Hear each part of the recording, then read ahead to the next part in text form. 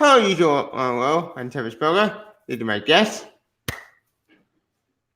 Hi, I'm Nick Lenz from the channel Nick Lenz. I do reviews, top tens, and sometimes rants. Yep. And I don't have a channel, not anymore. Hello, I'm in the middle of a reboot of channel, so it's my channel. yep. And I'm Travis Berger. I review comic movie video games and we're just called I got one more person joining us, John Avenger, but I don't know where he went. Stupid internet connection.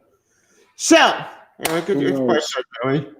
Crazy Earth, the biggest crossover activity in the universe since the last crossover. Mm-hmm.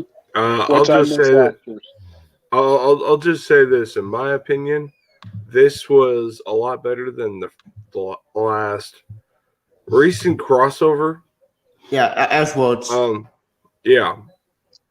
The one thing I'll say about it, they're trying their hardest to make this to be Avengers Endgame, which is fine. I'm okay with that. I really like the cameos. I like some of the characters from different franchises in this universe. Like I like the fact that Superman Returns gets a part of the show. Yep. But yet again, I feel like it gets wasted in part 3. But anyway, that's just my problem. I loved how Kevin Conroy, Batman, comes in. Yep. However, I wish he had more to go for, but it made sense for his character. Yep. Yeah. All right. Well, let's get to. Oh, we're gonna jump in. Yeah. Oh, we're live. Okay, 2 minutes in. Yeah. Your connection went out. All right, John. You want to introduce yourself? John. God damn it, connection. Okay. Stupid internet. Well, that's probably his problem. His internet connection now. Yeah. Okay. Anyways, well, wait. Oh yeah. Wait. Speaking of chemical, let's get to part 1. Okay. John, can you hear me?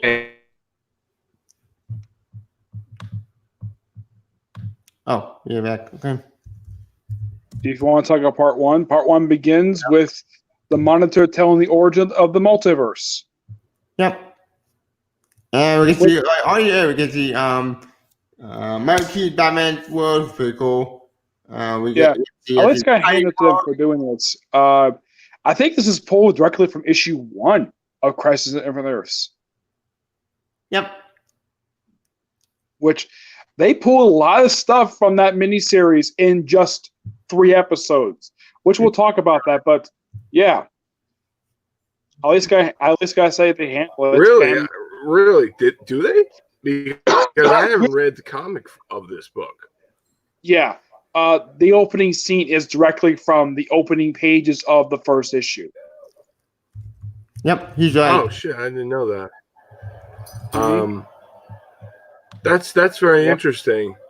I wanted to know how you felt about Oliver's death. Or should I say pointless death, because since they are going to try to bring him back. Yes. Yeah.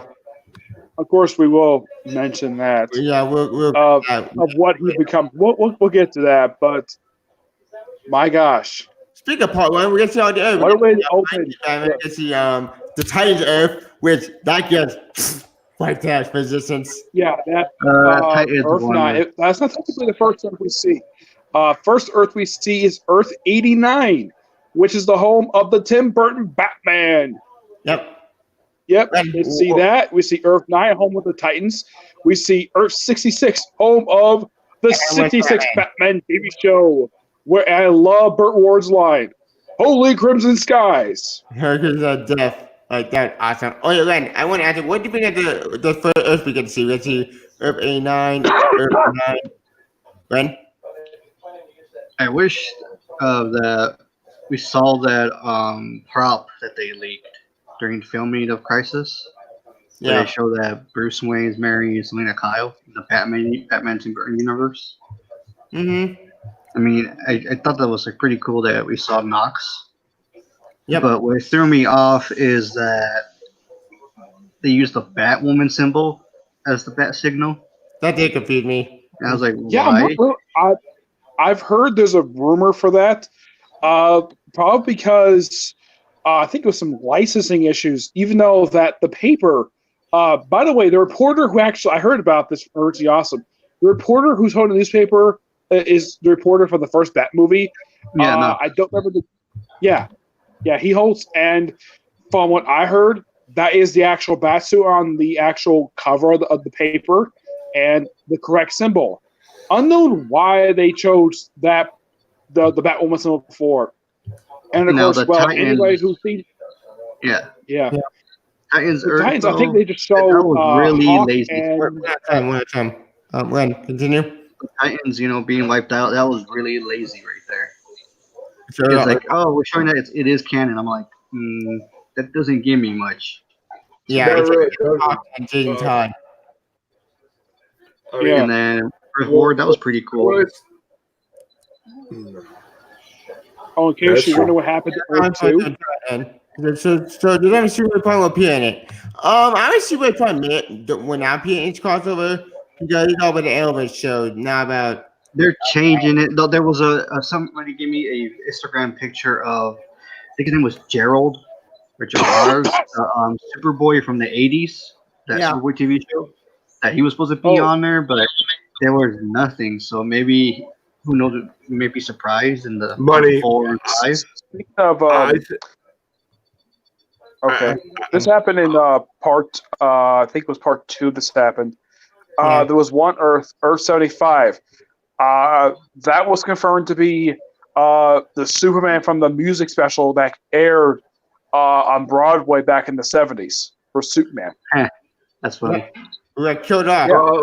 I'll just say this in my opinion on this whole the cameos, and also I loved how they treated on every single one. Mm-hmm. But there are also, let's say, the fan community misunderstood.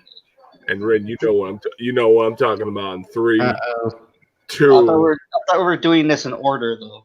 Discussing this apart. Yeah, we're going in order. I do have a lot to say about what you're talking about because I almost got reported on Twitter because of it. Oh, whoa! Yeah. That's All right, then fine. Though it did start off good. Though again, it bothered me with the Batwoman symbol as the signal. When Nick is probably right about licensing issue, but I was amazed that they were able to use the Batman theme from Danny Elfman.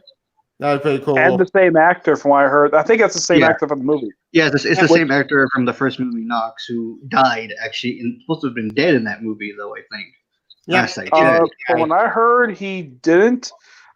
He survived the movie. The thing was, I don't know why they never brought him back Batman Returns. He clearly was alive at the end of the movie. I think maybe because they didn't want to pay him. It was probably payment. And I probably could explain why also Vicky Vale was not in Batman Returns. It placed her with Selena Kyle. And anybody notice though that Selena Kyle and that Michelle Pfeiffer and the actress who played Vicky Vale look very similar? They don't. They look similar. Huh. Well, Michelle Pfeiffer is hot, so She still kind of is after all this time. Even though she's probably like in her, I think she's pushing 60 now, isn't she? yeah. Yep. Well, And- actually, part And then right after that, we see. Or then I'm excited for Baby John. Yeah, that was. I like that the was homage they made for Christopher Reeve Superman with the speech of Jor-El and Laura saying to baby Kal-El. They did that with John. Hey, smile. I love Lois's line to him, like, "The Man of Steel." Headline: Man of Steel defeated by a dirty diaper. That was funny. Yes. Which was hilarious. Yep. Right. I'm trying to get to see my boy John Kent Superboy. Check that, Bennett. I get my John in live action. Yeah, which I know that we have. We have Kara's mother who appears in the episode, played by Les Dusku. Yep. Don't worry, she's not gone. The actress still comes back in the very next episode playing her old character from Smallville. Which we'll see that for later, but oh boy! Yeah, but at least we'll bring up the fact that she does come back. The actress is not gone, and then we cut to Earth 1, where on Lian-Yu, which is the island where the series Arrow first started, where Oliver's talking to his daughter, which I've heard she's from the future, which I haven't watched Arrow in a couple years. This is Mia Queen, the daughter of Oliver Queen and Felicity Smoke. I guess explain why she's trapped. They were somehow teleported there. Probably possible from the monitor. That's my best guess. Yeah, and it's also great enough that they're doing that because this is the only opportunity she'll ever get to see her father, because technically her father's dead in the future, and she wasn't born around, like, basically she wasn't young enough to understand why. And I'm assuming on the way it ends or future, that's the thing that I have problems with. But besides that, I really enjoyed it. I really enjoyed that part. I thought that was good development on both characters. Just hopefully we can get a show from her and get something better, because tell you the truth, it's called Green Arrow and the Canaries, which they set up in this very episode. They kind of give sort of a backdoor pilot to that, and in part 2 there's a setup for the Superman show, which we'll talk about that soon. And then right after we had this meeting, that's when Harbinger shows up. Yep. Yeah. She goes to her comic book counterpart, and she's wearing a completely different outfit from when I last saw her in. There's no mention of her son, John Jr. There's no mention of the whole storyline. At some point, she got recruited by the Monitor, and now she's the Harbinger. So she recruits Oliver and his daughter. Then she recruits Barry, and then she recruits Batwoman in the most oddest way possible, while she's trying to figure out where her twin sister is. Where Alice is. If you're not seeing Batwoman, don't worry. I haven't watched Batwoman yet. But what I've heard, it's not that good of a show. But I'm still interested because I like the character. Well, and plus I'm a fan of her it's not good to show to some people, but it's good enough to get a whole full season. That's true. Yeah, people who don't read Batwoman are actually enjoying it. Yeah, I will agree with that. Like this show, like, look, all the shows you could say are not from the comic book corner. They're not targeted towards us. They're targeted towards casual fans. Other shows that never read, other shows that never read a comic book, which is fine. I'm okay with that. It's just don't insult my intelligence at times. That's my biggest criticism on the CW, which they don't sometimes do. Like, they don't do it every time. Yeah, they used to. But it's just like, yet again, I mean, I'll let it. It's just these are not for us. That's all I'm saying. Yeah. Oh, John. Which ones? What we see? And hell, before you go on, I will say this. And if you guys, if anyone's watching this, if you enjoyed Batwoman, that's fine. All up to you. Just politely. Not for me. Respect. No. Oh God, what was your opinion on it? Yeah. Oh, John, I want to ask you, what's your opinion of Batwoman? John? Like, well, Batwoman is not for me. Pandering. I'm writing my comment right now. Oh, gotcha. Yeah, she does nothing character. Yeah, I don't like.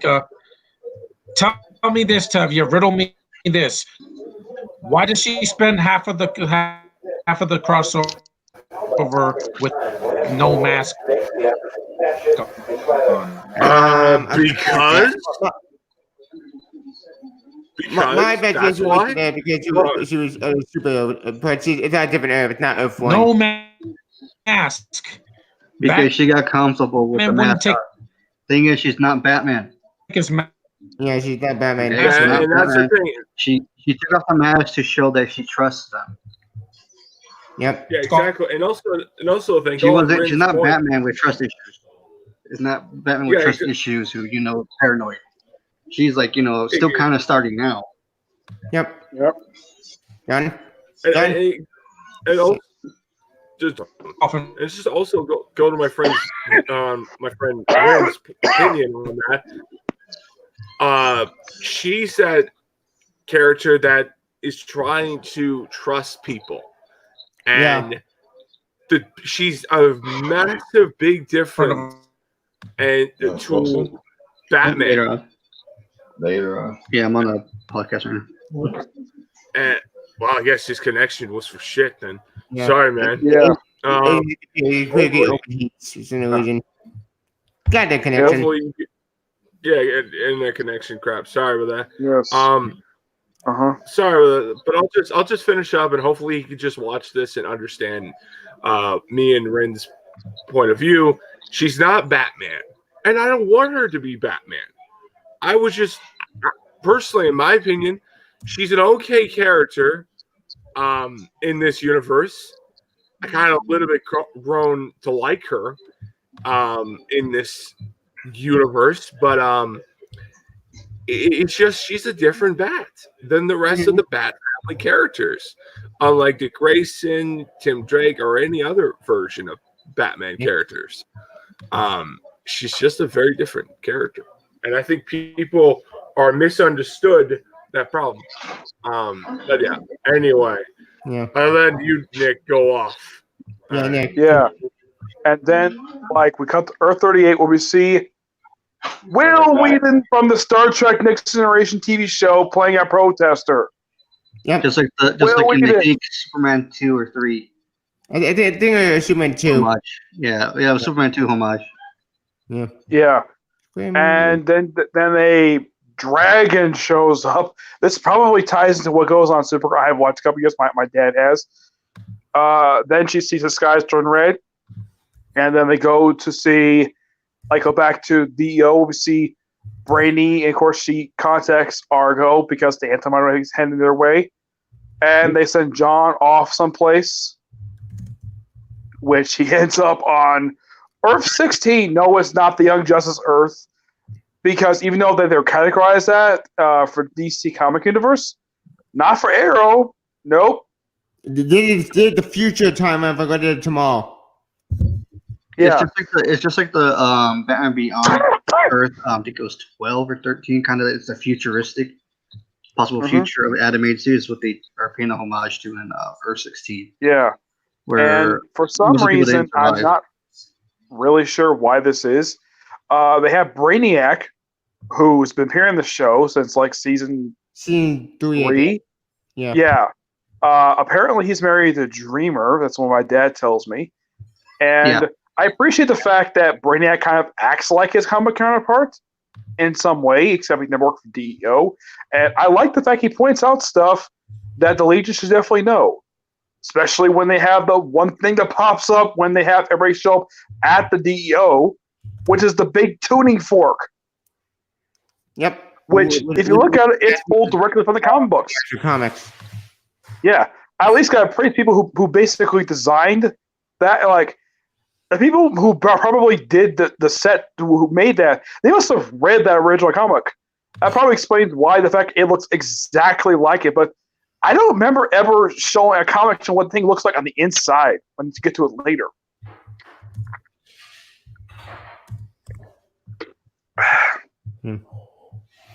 Well, my good friend John can't join, but it's computer the technology.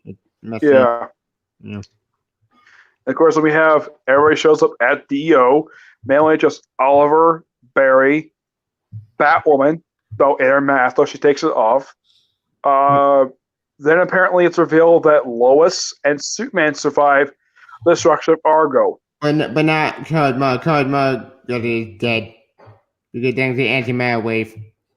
Yeah.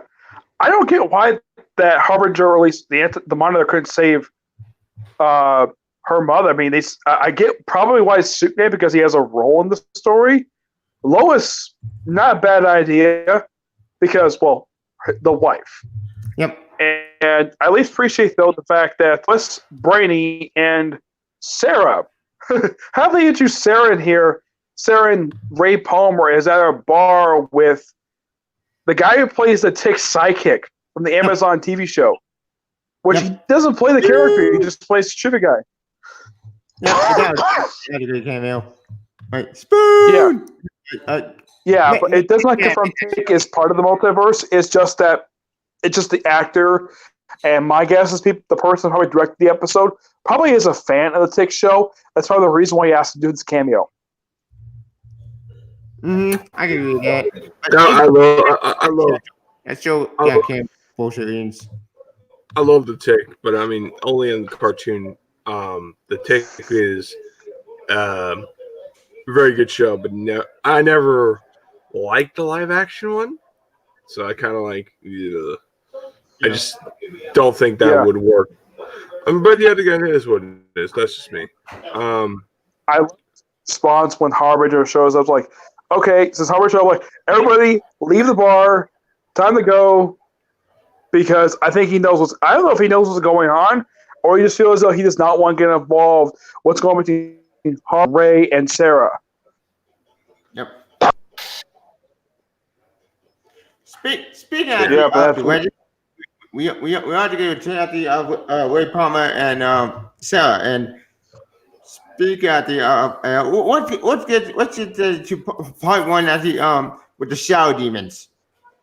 Okay, we're finding the shower on this part one. That's pretty cool. Granted, I didn't do different after comics, but I get it. They were kind of like dimensional. Yeah, they have a similar look to the look in the original story. They at least kind of acted kind of the same, except that in the comics, they actually killed people. I mean, they're responsible for killing the second Clayface and the original Mirror Master. Yep. Oh, and I think they also killed Dawn, the original Dove, Dawn Hall of Hawk and Dove. They killed him, and they killed a few other people. Mostly with some kind of like not really a lot of big characters, but they killed a lot of people. Yeah, and this story they killed nobody. They didn't kill a single person. Everybody just simply wiped them out really easily. I can remember CW was like a low budget. They're not going to high budget, but I can see the credit. It's a high budget. They're trying to do it best they can with the budget they have. So for what they didn't know, they pulled off good. Yeah, and I love the fact that before this fight happened, we have Green Arrow kind of passing the mantle to his daughter, which that was a nice touch. But the whole point of that scene, from what I heard, is to set up for Green Arrow and the Canaries. With the spin-off show, which I don't have a problem with them doing a spin-off because I'm sure that they probably have more plans to do more Green Arrow stuff, but I'm sure Stephen and Mel probably want to take a break from playing Oliver Queen after playing him for almost 10 years. Hold that thought. We don't even know they're gonna have. We don't know if he's gonna ever kind of come back. Maybe a future crossover. But yet again, I don't like if he's gonna come back. Yeah, it's just.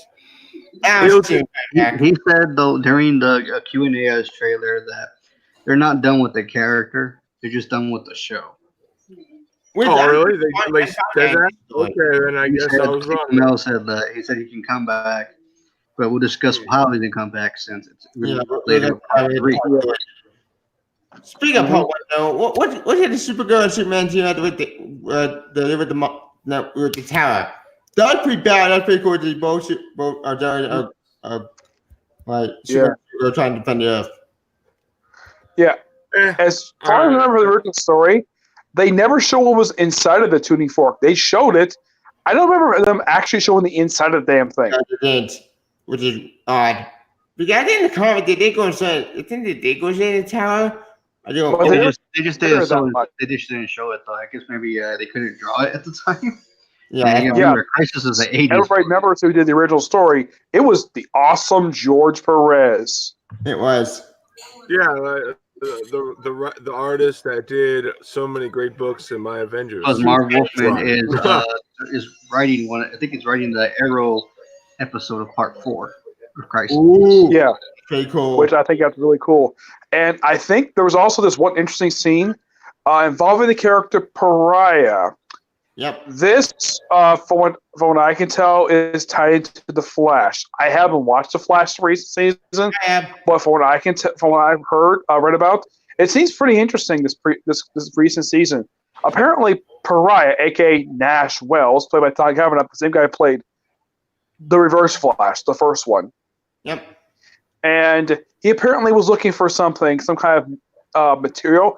Apparently, he was looking for pieces of the Rock of Eternity, from what I heard. Yep. Connected to Shazam.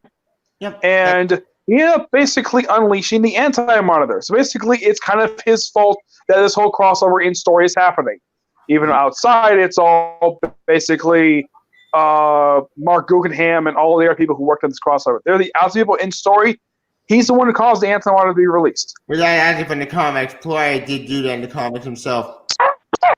Yeah, but I love the fact that he has in his comic book suit. I love the fact they have the suit accurate to how George Perez drew it. Yep. Which, not the first time that we have Tom Cavanaugh in a comic book-based suit. After all, he played Reverse Flash, so why not? Speaking of Supergirl, Part 1, what is the thing that I got? Baby John. One thing that's kind of tied into Supergirl that happened in Part 1 involves Lena and Alec Danvers. Basically, involve a lot of mind wiping, and making everybody hate Supergirl. This is something that happened on the show when I wasn't watching it. I haven't watched it in a couple years. But, yeah, and that's what caused the whole thing with Lex, which we'll get to him soon. Yeah, we'll get to Lex later. But speaking of what is the meaning of her involvement? Okay, we knew about the season after with more villain in this time because she found out about Supergirl's secret. She found out about the Lex told her she was pissed off, she was angry, and she tried Myriad. That plan failed because the Reviven got involved. Oh, speaking of Reviven, they have to see the Reviven identity from the comics, and this is why I love about Paddy at the comics version. But Reviven was stupid and Reviven turned out better. Oh, and I want to ask, what's your opinion of Rita Ripper in this episode? The what? Rita Ripper. Lex's sister. I thought she was great. I thought at first she was doing good, but I like the fact they made it like a female Lex. Because I feel like, at least one Luthor is good compared to those two. But hearing Alex saying that what she said about Supergirl, how she hates her on that, was not like she wasn't lying. Yeah, it's not like maybe Sean was like, "Well, I don't blame her," Yeah, but here's the thing about this: after this episode, you don't see these two again in the next two parts. Yeah, you don't. They disappear. Why? Yeah, John Jones returns, but not these two. But Alex Danvers, she was involved in the Christ Earth X crossover. I don't know if she was involved with Elseworlds, but was she involved with Elseworlds? She was Elseworlds. She was Elseworlds, but she did say that she wasn't going to appear that much in this season. Yes, which is weird. Speaking of the national, wait down Dr. Psycho, not Dr. Psycho, Psycho Pilot. Why haven't we seen him? That's been annoying me ever since Pope. I think we're saving it for something else, or he's going to appear on Part 4 or 5. Maybe. Yeah, it's possible, but there's been no announcement who's going to play him. Let's see. They're keeping it secret right now because he said there's more surprises to come. That's true. Yeah, and then eventually Earth 38 is destroyed. Yep. But thanks to Oliver Queen, they managed to save like about 50% of the Earth's population. Where these refugees went, they don't mention that. Yeah, they went to Earth 1, but where? Never brought up. I think it's not important. I mean, that's just my take on it. Like they put him on planet Earth 1. Okay, there. That's all we need to know. We don't need any more any information about that whole thing. Let's just go with the plot. Keep going. Dies. After you say I expected that to happen at the final part, not Same. the first part. I'm like, wow. I'm like, you know what? At least it was honorable. And you gotta love the monitor's line. Yep. Like he said, I did not foresee this happening. No one. This is not the death I first saw for Oliver. He probably saw a different death, but not this. Yep. But at least got praise Oliver for the fact that he died saving a lot of people. Yep. He was a badass. So we didn't see somebody that off screen, but that normally because come on, what's the Oliver Queen going off screen? But I get it. Budget money. Yeah, budget reasons. So there was a couple people from the Supergirl show were not in this first episode. Jimmy Olsen. Jimmy Olsen was nowhere to be seen. From what I heard, he bought his hometown newspaper. The actor I heard left the show. When Shot was not in the episode, and neither was Cat Grant. Which is odd because if a fan show Supergirl show, it'd be her. But I get. I mean, I'm glad the fact they have John, they have Lena, they have Alex. Of course, Brainiac is in the show because, well, they just introduced him. Mon-El, I heard he's out of the show. I think he went back to the future. Yeah. Let's see. And I think the first episode ended with Oliver's death, right? I believe it did. Yeah. That's how the episode ended, with Oliver's death. Yeah, and then part 2 explaining the 8 Paragons. So by the end of the episode, they only revealed, I think it was 4. Like they revealed that Sarah is the Paragon of Destiny. Okay, that's fine. Flash to the Paragon. Wait, they didn't show Flash in this episode yet, but Flash is in the story, but they didn't reveal what he was up. What his story was. Let's see. They reveal that Kara is the Paragon of Hope, which that kind of makes sense. But wouldn't that also mean Superman too? Yeah. But I guess they could figure that. Okay, and then we have they look for the Paragon of Truth and the Bat of Courage. Future Bat. Which they have Lois and Clark. Go look for it. They first go to the 1975 Music Earth, which apparently this is where Lex gets involved, where he steals the Book of Destiny just so he can go around the multiverse and bunch of Superman. Nick, I'm sorry to go, but speaking of Lex, I didn't want to get to them. At the end of part 1, we got to mention during part 1, we get to see both Brainiac and Lois go to the future of with future Green Arrow, and that was pretty cool. At the John and see it Brainiac. The funny I have to say, that was funny. When he tied with the Brainiac 5. Yeah. Yeah, and it's a good thing that Sarah Lance went with Brainiac and Lois. Yep. Superman wanted to go too, but he had to stay because he had something really that Monitor wanted him to do. It was, the story never revealed exactly what his role was at all. So Green Arrow told him to stay because I've heard that this particular scene was inspired by the Elseworld story where Superman grew up to be Batman. Yeah, would make sense. So anyway, it's got me with Baby John Kevin with future Green Arrow. Yeah, which they don't really show his arm like they did the last time that they went to this timeline because if I remember from the episode Star City 2049, Green Arrow lost his arm differently because this is inspired by The Dark Knight Returns. Yeah, where in the original story, Superman fried off his arm. In this universe, it was Grant Wilson. Yeah. Yeah. chopped off his arm, and that's the reason why he has a robotic arm. In this episode, it's there, but it's kind of implied this might be a different version of that character. Which makes sense because it's different. It's different, same year, but different Earth. Yeah, because if this was the same Earth in the future, Oliver would remember meeting Sarah in the Legends. Yeah. This one, no, they don't. He does not remember it at all.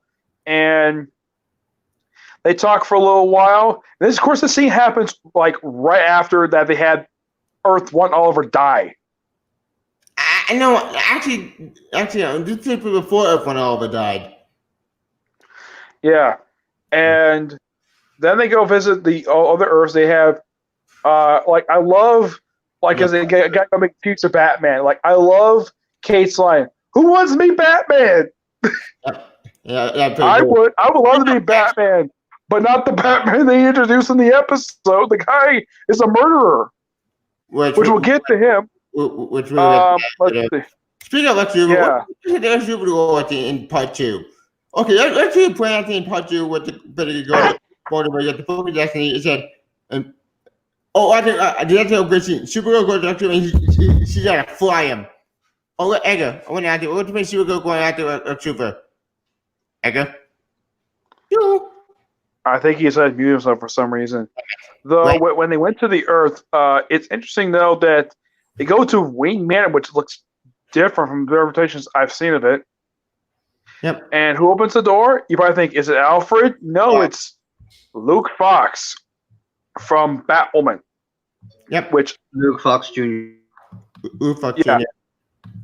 Yeah, and apparently he's apparently a criminal on this Earth, and loves having a shirt open for some reason. Yep. Implying he might be gay. They don't really go into it, and then that's when they show the Batman Earth 99, which I think this might be a nod to Batman Beyond, plus a bunch of different Batmans. I know that this look for him is inspired by Kingdom Come Batman and Dark Knight Returns. Yep. Oh, wait, I want to add what do you mean of Lex Luthor going out there each super for the multiverse? Sounds like Lex. Yep. Really hates him. Yeah. Yep. I love what they did with when he went to the small Earth, which I've heard there's a story involved in this one. It's called Earth 167, which is a nod to World's Finest, but the original World's Finest comic 167, where they kind of Batman Superman swap. And according to what I've heard, apparently before Tom Welling got a chance to play Superman, he really wanted to play Batman first. Yep. And apparently him and Lois are married, and Lex is the president, and they have 2 daughters. We'd actually not from the Smallville comics. Because bear in mind, Smallville comics are canon. For what I heard, Smallville comics are canon. Yeah, they are. Yep. And apparently after him and Lois got married, he gave up his powers. With that, they don't explain how the heck this was accomplished, even though they kind of done this once before in the show. He has a watch. If you look back again, you see a little blue item on the watch that his father left him. Yeah, and apparently they even throw some humor from the show where he takes out Lex really easily. It's like he just shows up the kryptonite and he tosses it aside and just punches him. It's like, I still got it. Yep, and you could bring a flaw. Speaking of acting, I did when Tom Wayne did that he punched when John got that was funny because yeah, I heard something that Michael Rosenberg, he was offered to reprise his role as Lex, but he declined. Contract, not script. They didn't allow him to read the script. Yeah. Part, so yeah. It was nice. Got him at the wrong time too. His dad just died when they approached him. Yeah. I mean, I can understand why. Same. You need it. Do you know how long it's been since Smallville ended? It's been 7 years. It's been 8 years since the show ended. Yep. And I get how in 8 years that the actor Tom Welling could age. Superman doesn't age that quickly. 8 years. I mean, I get the fact the actor's got gray hair now, but I would think that Clark would still have his hair be normal after like just 10 years. My only guess is the reason why they didn't dye his hair is because, well, Tom Welling probably said no. I'm fine with that. He's doing another show at the same time. He's doing something with the Navy SEALs military. Yeah, that's also the second thing. I know that. Plus, I can answer the aging thing. If you rewatch Smallville, he meets an elder Kryptonian who's been on Earth longer than him. He aged a lot. Oh yeah. If you wear the blue kryptonite, it turns you human, takes away everything you get from the sun. So pretty much having that blue kryptonite, it aged them a bit. Because Kryptonians age slower. Interesting fact about Tom Welling: he's actually the biggest actor to portray Superman. Yeah, he is, and he's still buff. Awesome. Yeah, I kind of get the reason why he's that beefy, because he grew up on a farm. A farm might actually do that to some people. Growing up on a farm might make him get humongous muscles. But I think Tom Welling might be a bodybuilder aside from being an actor. Yep. Yeah, he is. He did it for a movie called The Draft, I think it was called, where he was a football player on there. Ooh, that's pretty cool. Was it good? No. To be honest, Tom Welling's career actually went downhill after Smallville. I mean, he started in the remake of The Fog. That wasn't good. Awful. He was in both Cheaper by the Dozen movies. Shit. And I think the first one I haven't seen the second one. I know that prior to this show, he was last seen in Lucifer. Yeah, on season 3. Which we'll get to that later. We're gonna do whatever part 3. Yeah. But after this, what's the video? What's the Kevin Conroy Batman? When? But I want to say my piece on the Superman. Oh, sorry. Continue. I had to go deal with dogs issues for when you were guys talking about it. Okay. I think personally. Well, yes, he is. Kind of. I think personally, the way he was introduced was really good. It's good enough seeing him. Granted, people were expecting him to wear the suit, and honestly, I'm going to say this right now, due to the actor doesn't want to do it. It kind of makes me feel like he only looks at it as a job and not like, hey, why not? Why not? Just kind of throw the little bit of the fan service angle. Yep. I'm only going to be in here like a few minutes. Few minutes. Why not? But yet again, I just think like he was always the Clark Kent character. He was always the character that was just never that Superman. Never accepted him as Superman. If you want, I say go to the New 52 Superman Trooper. Even though I called that too. I remember saying that he's going to be like a depowered Superman because Tom Welling. He didn't wear the suit in season 10. It was CGI'd over him, and he's older. When I think older, I think okay, he's probably depowered. Yeah, with that design, I would have gone with I could see that. I really could see that. But I mean, yet again, with the whole blue kryptonite. Yeah, blue kryptonite.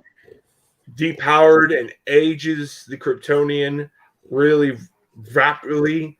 I understand why, and also he showed you could see when Lex was kind of stunned on him giving up his powers and realizing he was beaten by default. He hated this is the thing I love about Superman and Lex. He always thinks Clark is the enemy, but when Clark loses powers, he feels he doesn't win. He feel like he just gave up, and he wants that satisfying win, and I really love that, and that whole and that reminds me of Gene Hackman Lex Luthor too. Yeah, he does. So he, and some of the earlier comics, he gets satisfied defeating Superman because he defeated a god, but the disappointment on his face, wow, that's great. He said, Yeah, what do you think of the line when he first heard Lex come after him? Like, what? The president's in town? Yep. It's so funny. Because, well, Lex became president on that Earth, so that made perfect sense. Right? Yep.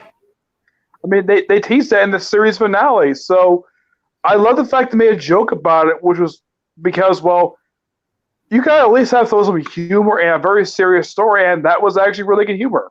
That was great.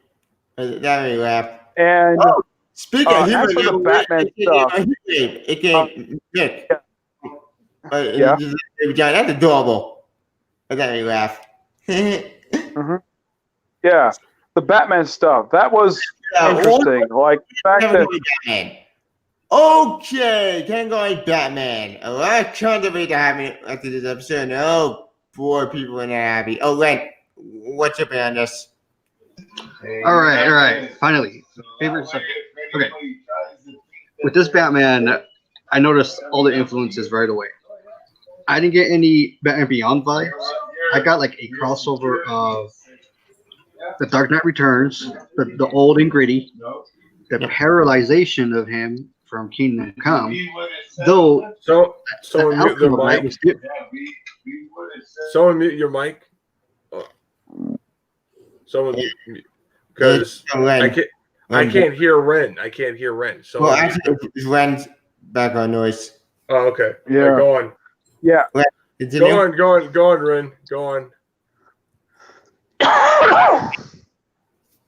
He's all right, so I've been seeing like a lot of people getting angry during it. It's like, oh, that's not right, Batman. I'm like, yet you praise Ben Affleck's Batman?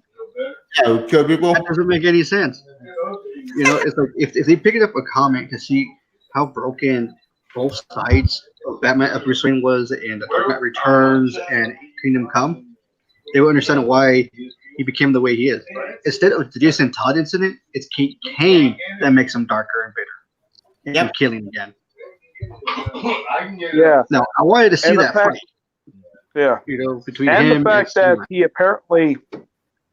Go on, Ren. I'll go on a piece in a minute. Yeah. Continue. Ren? You there? I'm here. Sorry about that. Everything was like, you know, it's like that. I think if they had extra money, they could have added, you know, all the people he killed. Like I like the trophies he had right there. Yeah. I wanted to see what made him go crazy against Superman. You know, what bad they did that was it because of Kate? But he did say Kate one day didn't trust Kryptonians too, and I guess she went to fight him head on by herself. Yeah, that ended a disaster. Mm-hmm. Yeah. In the display case, you see a Joker card, the Riddler's cane, Mr. Freeze's snow globe, which I think that's a nod to Heart of Ice, and Clark Kent's glasses. I get why they included the Heart of Ice reference because, well, Kevin Conroy basically voiced Batman in an infamous episode. Yeah. And episode 1 Hugo Award, which that made perfect sense. The Riddler cane, I think that might have been from Batman Forever, the way it looked. Wait. As for the Joker card, that kind of its appearance reminded me of the way it looked when there was a version of it seen in the original Tim Burton Batman movie. That makes sense. Yeah, but the way they explain of how he got the way he was, I don't remember if this happened in Kingdom Come because it's been a while since I've read it. Apparently, in that universe, Superman did that to him. Yep. I'm like, really? Superman broke? Okay, that might be a nod to Injustice Batman. Batman, yeah. The only difference is Superman was evil when he did Batman. This time it looked like Batman turned evil for some strange reason. I thought it was Bane. That's Superman. Yeah, Bane was originally, but I guess he killed him. Yeah, I might have killed him, probably.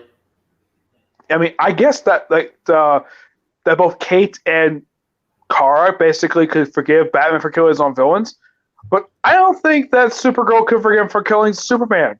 No, she did not. She got mad. I guess what made Kate she got pissed. Yep. And also, like, just don't say my piece on it. I love the fact that he slowly shows his true colors or what he's become. And I agree, but I mean, no one said a goddamn word on Ben Affleck, his version being broken, but everyone has a freaking problem with this version because, oh, wait, it's Kevin Conroy. Yep. No, because he said when Batman v Superman came out, he didn't like the fact of Batman killing. This was an old opinion. It could change throughout the years, Like we all liked it at one point, Batman v Superman. Then when we watch it like multiple times, we see the flaws, and then we're like, okay, we don't really like this at all. It's like two sad superheroes going against each other. Yes, that too. Did anybody notice though that we didn't get much of the Batcave in this episode? We see it, don't see much of it. There's a picture that they said it's a quick shot of the Tim Burton Batmobile in that Batcave. Yep, you go with it. But you don't see the Batmobile in this episode. You see the suit, but it kind of reminds me of the animated series Batman suit. I think it was kind of reminds me a bit of the second one that he wore from the new Batman Adventures. Kind of reminds me of that suit. It did. I could see that. They didn't say where that suit was from. I would say it's inspired by it. I don't think it's that very suit. Speaking of Luke Fox, I know this Luke Fox, unlike the Batman Luke Fox, who's kind of like a nerd voted up with, this Luke Fox had more like Batwing than the actual Luke Fox from the Batman show. Why did I have this Luke Fox from this? Because they're trying to give a nerdy, awkward gay guy for the LGBT. Oh. Yeah. Well, Luke Fox is not gay in the comics. He is straight. Yeah, he dated Barbara Gordon. Yeah, you'll love it. That did happen in the comics. Yeah, that relationship. It's one of those relationships I list on my top 10 relationships that were very forced. Because I don't think anybody was asking for a relationship. It just started completely out of nowhere, and it ended way too quickly. It lasted about 5 issues of the Batgirl book, and then just ended. And no one brought it up since then. Because I dropped them after Burnside. I don't remember. Yeah, Burnside was started like getting bad. It's like I miss Gail Simone writing her. Like this person that's writing her right now does not understand Barbara Gordon at all. Yeah. We're talking about the new writer who's doing it. Yeah. With the new costume. Yes. I hate that damn costume. Dude, I fucking love that costume. That last costume is 10 times better than. Look, dude, Cal I have a problem with. I personally love that costume. The color scheme, yeah, it's cool. It's great. It's a homage to her first one suit, but I don't like the cowl. It looks weird. It looks tiny. It barely covers her face, and like, how can anybody not tell this is Barbara Gordon with that mask on? I mean, it is way too obvious. The mask barely covers her face. Yeah, I mean, the three Jokers, what was her previous cowl? Wait, what? The 3 Jokers. She's getting a new costume along with Red Hood. Again? Well, I know. I know. Red Hood is wearing the new Cybot. Look. I started to like the suit with Red Hood. Yeah. Honestly, it grew on me, but now I can't read the comic anymore. It's getting bad. Yeah, it's weird.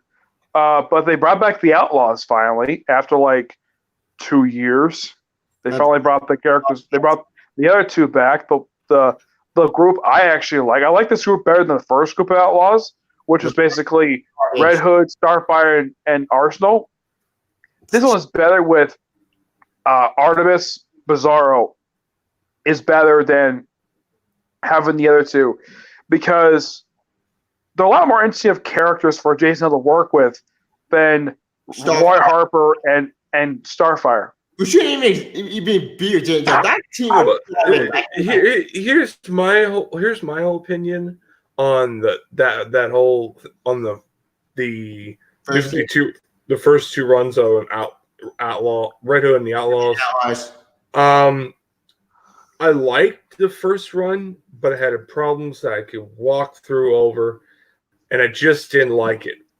I agree what they're going for right now is fantastic with Bizarro making him a very interesting and kind of a little bit Red Hood's little son taking care of him. That's adorable. Just looking out for the character. It was great. It was awesome. And he's having a relationship of what's her face.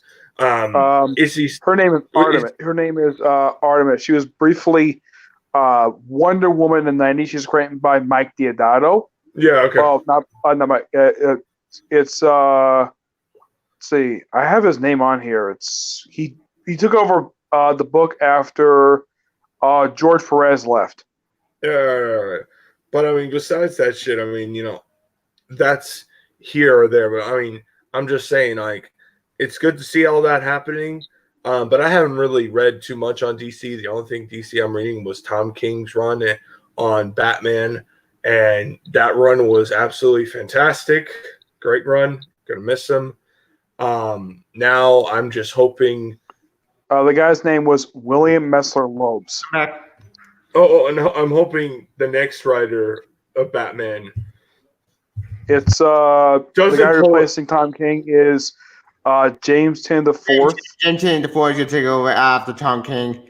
Speaking of he's a good writer. Yeah, I trust what he's going to do, because the only thing is real so far he's going to do is that he's going to put Dick Grayson back in the Nightwing costume. About damn time. Do a great step. Look, do a great step. I know you're off topic, but I'm tired of a great step. I get it in stories. It's okay, but I don't know why DC did this for. I don't think anybody was asking for this. I can say something. It started issue of Batman of all things happened to Tom King. It started when he got shot in the head. Yep. You say you're getting tired of that stuff. I could say I'm tired of the messy, dumb storylines that we're dealing with Titans. Oh, I agree. Titan is a mess right now. Like Titan got canceled. Teen Titans. I blame DC. I blame DC on ruining the main title, the Teen Titans book, in that whole thing. It was unnecessary changing the members, and yet you changed the members just because. And now again. Because reason. Oh, speaking of Supergirl, I know you're off topic, but Supergirl. No, Supergirl's that's a good direction, by the way. The last two directions are been very. Yeah, I know you're not a fan of the Steve Orlando direction that he was going, but I kind of liked it. I know that Mark Drago is going to be leaving the book soon and replaced with Jodie Hauser, which I trust as writer because one, I met her, great person to meet. Yeah. And two, she has written Supergirl before. She wrote the last 10 issues of Steve Orlando. She co-wrote like 9 of his last 10 issues of his run. Well, it's just the fact is I just didn't like the last, like, before Bendis, like his little storyline came. I just felt like it was kind of catering a little bit of the CW, a little bit too much. That's true. I didn't want the entire show be in Supergirl. Yeah, I know they did that with Arrow. I know they did that with Flash.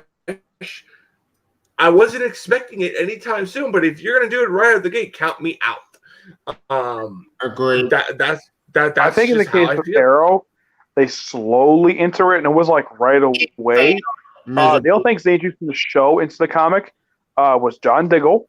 That was one thing. Yeah, Felicity, though she was around for like one story and then she left. Yeah. They introduced the concept, though, as far as I can tell, Arrow did this first of Greener having a sister. Yep. Named, they kind of, went kind of a similar route with what they did the show, with Robert Queen cheating on his wife with another woman. In the show, it was, they kind of went, in the show, it was Oliver's mother who cheated on Robert Queen. In the comic, it was Robert. He cheated on her with Shadow, the same woman who in pre-Flashpoint was the mother of one of Oliver's 2 kids. Well, speaking of comic, we are comic. Let me tell you, educated and my Naomi. Michael, I think he's a Mary Sue character. Naomi. Well, let's see that comment. Let me see that comment. I want to see that. Yeah. Excuse me. If you think if Miles is a Mary Sue, bye. Don't come near me, because first of all, I will defend Miles no matter what. Because I don't think they really know what a Mary Sue actually really is. Yeah, that's a thing too. That's what I hate in the comic book community. They say Mary Sue, but they don't get the term what Mary Sue is. Yeah, I agree with I mean, like, I will say this right now. Captain Marvel is one of the most powerful beings in the face of the universe. One of them in the Avengers. But yet, when she comes into her film, everyone calls her a Mary Sue. And I'm like, wait, that's the character.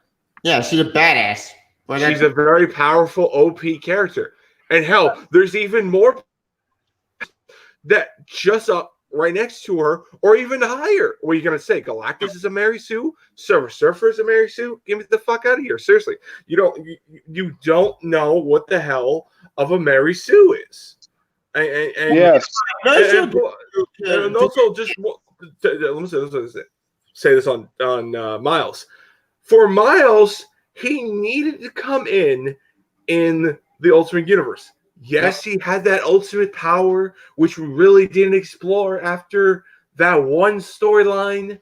And I'm kind of glad we're not talking about that storyline, because that was a dumb storyline. It was a one-time thing in the Ultimate Universe that was practically fucking dead after they got blown up.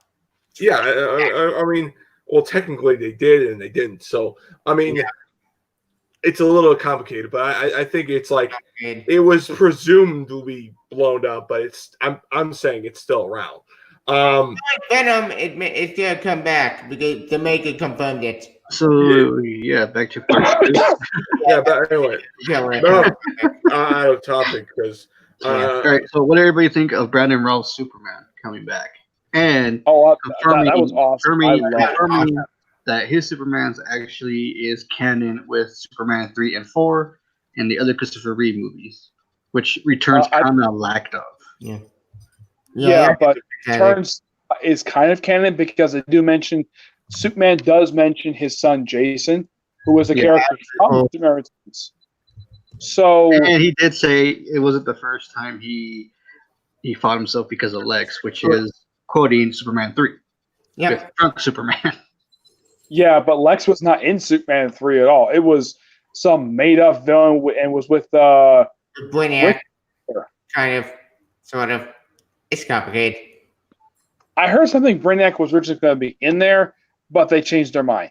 Yeah, to robot basically. It was weird. I didn't get it. It was bizarre. It was whatever Warner Bros. Come with at that point. Yeah. I mean, the last one wasn't even made by Warner Bros. It was made by Canon Films. Which you could say, Superman 4 with a budget, but it had the pieces. There was no budget. It was a mess. Yes. Try to the comic adaptation. They include a lot of stuff they got from the movie. Yep. But anyway, back into that. Let's get the Batman and Death. Yeah, and when they went to go visit him, I love the scene. It's like they just walk into Daily Planet, which kind of looks similar to how it looked on. It kind of reminded me of the way it looked in the DCEU. It's a very similar layout. Yep. You know, with the way it looked in Man of Steel, it looked very similar, and they just happened to come across the Brandon Routh Superman. Yep.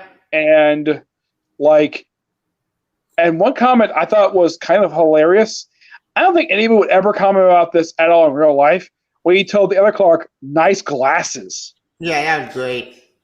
Yeah, and then they go to his office, and I like the fact. Now I should talk about this. Okay, now him being editor-in-chief, that's a nod to the Golden Age Superman, where he became. Oh, he was. Huh. editor in chief. Yeah. He was editor in chief in I think it was in the 60s. I think he was. It was in the old like pre-Flashpoints, pre-Crisis stuff. If you read the Superman family series, I remember they actually had the Kingdom Come Superman is of that Superman. It's similar. And plus, his is similar to the Golden Age Superman's S. Yep. Plus, the same way of how Lois died, poison gas. Yeah, from Kingdom Come. From a rejected Gotham hero. Joker. Yep. They meant, it was some deranged Gotham citizen, even though it was the Joker. Yep. But my guess is that I don't know why they couldn't mention the name Joker in the crossover, which, I mean, they show his playing card. License probably, because Joker was in theaters during that time, and that Joker movie was in theaters. Guys, did you realize this is not the only arc we saw, like, newspapers featuring Superman? We also saw this on Smallville, the Smallville Earth. Yep. Where they had all articles by the article from Lois Lane in Superman 1. I spent the night with Superman. Yep, and you had to show the ending of Smallville with one newspapers. That was cool. Yeah, speaking about that, I mean, when you first see him, like, I really liked him. And I loved where he looks at Lois from the from the Supergirl universe. He said, "Hold on, I think have we met before? You look familiar." And I'm like, "Oh." And I saw an Instagram picture of the Christopher Reeve Superman 1 film when he first joined the Daily Planet, and it just the first time he meets Lois, and it's like, oh shit, very similar. That's cool. I mean, you know what I mean? I get it. It's pretty cool. Mark Kidder. Go on. Well, that's pretty that. Oh, yeah. I don't know if anybody knows that the actress who currently plays Lois, she looks almost exactly like Margaret Kidder. Yep. Yeah. Cool. Anyway, let's just kind of a little bit faster. The actor who plays Clark. Anyway, can we go to part 3? Or no, wait. I don't know. I can't call it Batman and his death, how he died. Oh yeah, that was. Yeah, I thought that made sense if you ask me. It made sense. I mean, it was the only way they could knock him out. I mean, I wouldn't mind to see him in action. You know what he was going to actually do to them. Yeah, especially with his hatred towards Kryptonians. Oh, yeah, he would probably team up with. I won't say this. He would probably team up with Lex and just freaking do some crazy, insane shit. Makes me think maybe he did kill Lex too. Yeah, that would make sense. This Batman is more exactly like Lois was killed. Kingdom Come. I mean, there was only in the show. I think he confirmed he killed 4 of his villains. He killed Joker, Riddler, Mr. Freeze, and Clayface. Yep. This Batman reminds me of even the Dark Multiverse. This guy, Grim Knight. Let me see. No. Fuck no. He okay. First of all, he didn't remind me of none of that. I heard a lot of that, and I'm like, no, that's not the case, because I'm gonna go with my good friend Rin's opinion. He is very much like the Dark Knight and Kingdom Come's version. Yep. Very much like that. And even some other Frank Miller Batman stuff they took from for this one. They took a lot of dark interpretations of Batman for this version of the character, and the way Kevin Conroy portrayed him in the episode, it's pretty much how he normally portrays him in like the arc of video games, in the animated films he's appeared in as Batman.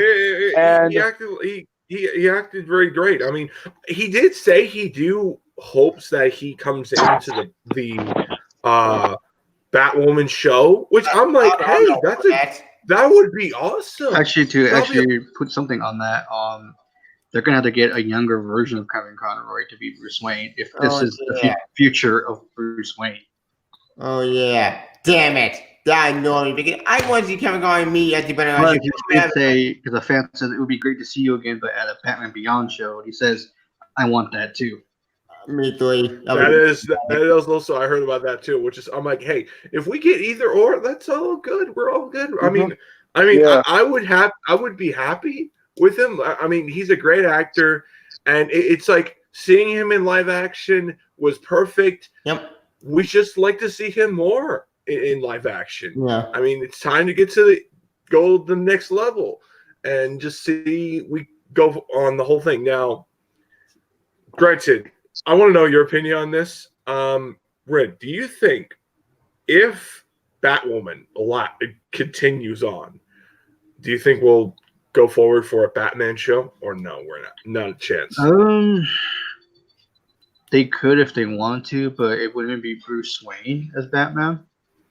Wait. I mean, that's the only way they can get away with it. You know. So Batman Beyond would be the only solution. Okay. Yeah, I wouldn't mind. I wouldn't mind that, to be honest, because I always wanted like a futuristic show in CW. Ever since I heard Nora Allen in season 4 or 5, I think it was, said Shui, I was like, okay, there's a possible chance we could get Batman Beyond in this. Yeah. Because it won't work out as a movie. It will lose money as a movie. That's true. That is, it would be technically. I mean, tell you the truth, I could say the same thing with Spider-Man 2099, because his universe is just as like world. Yeah. Yeah. You gotta get like James Cameron. Or Blade Runner. Yeah, I've heard about that story. It'll be like Batman Beyond will be like Blade Runner 2049 with cyber aesthetic. Yep. Yeah. But it'll be like double the budget of a Batman movie they ever make. Yeah. Yes. I'll be all for it. That'll be epic. It would be epic, but it's like, will it make money? That's the thing. Yeah, because look how much they spend on promoting their movies. Yeah. Especially with Justice League, how much they spend on that. They didn't even get their money back. Yeah, that bomb. And I'm gonna say this right now. I'm a little scared on Star Wars doing the same thing. Nah, it's not gonna fail like Han Solo did, because Han Solo didn't have that much promoting at all. That is true. Yeah, the market Solo for Han Solo, and I should talk briefly about the fight between Supermen. I have heard this is what we're going to expect with the style of fighting on the Superman Lois and Clark show. Yep, with John. Oh, sweet. Yeah, it's not gonna be Baby John though. They said. Yep. It's gonna be like a 15-year-old or like teenagers. Oh, which I don't mind. Damn it. Yeah. Yes. They're doing the shit I like. Yeah.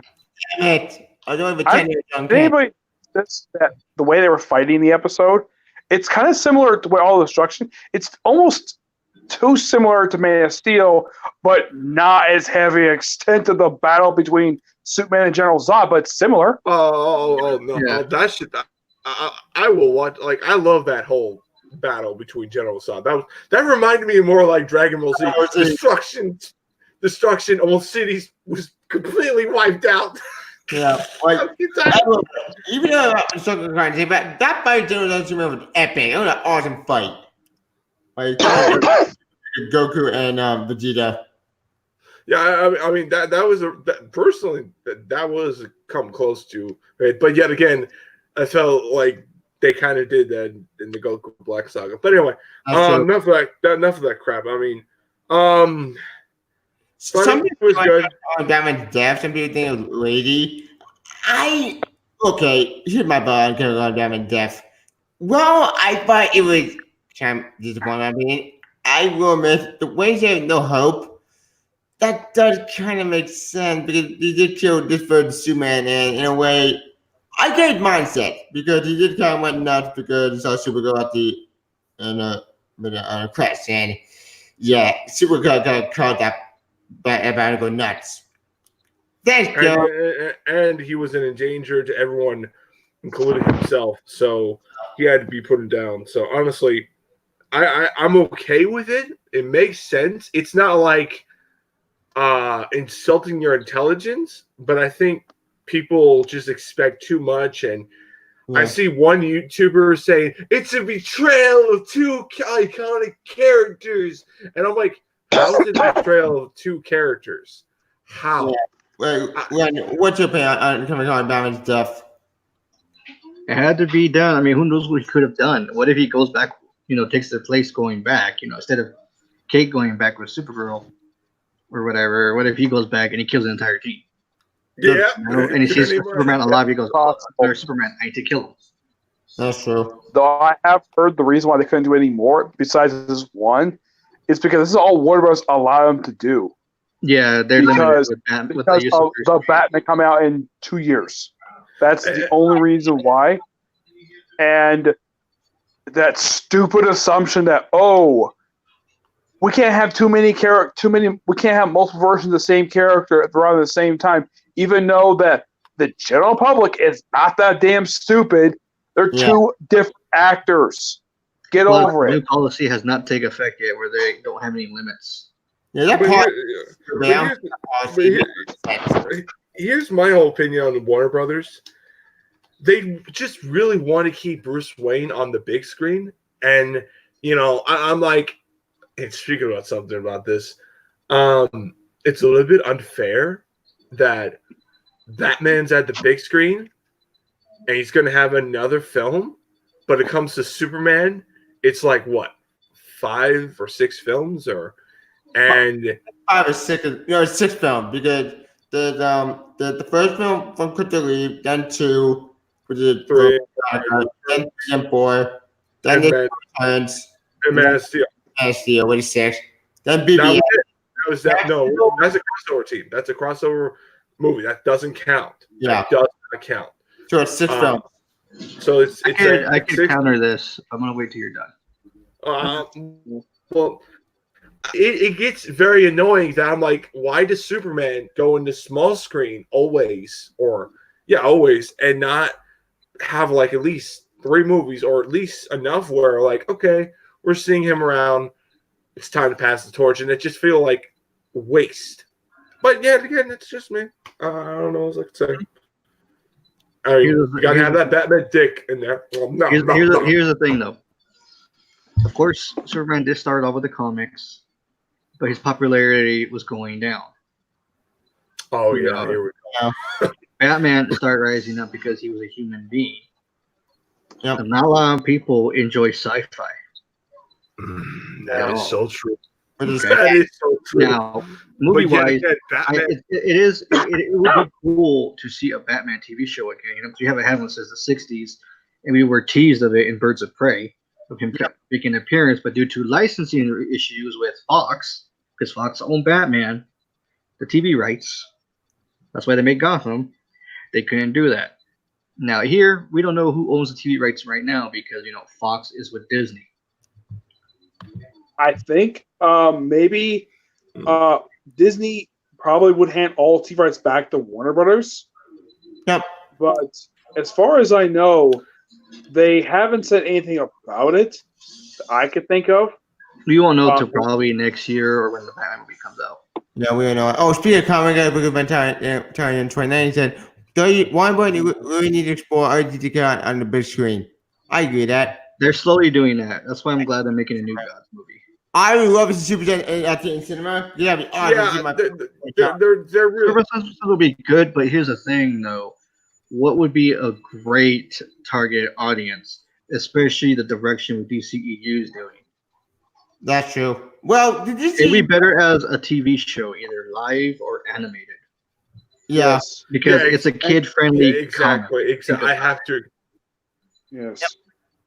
And if you what company cares more about the kids? Not DC. That's true. Yeah. Oh, that's I would become a kid film, kind of sort of. And I can only character so far that we have that's like that.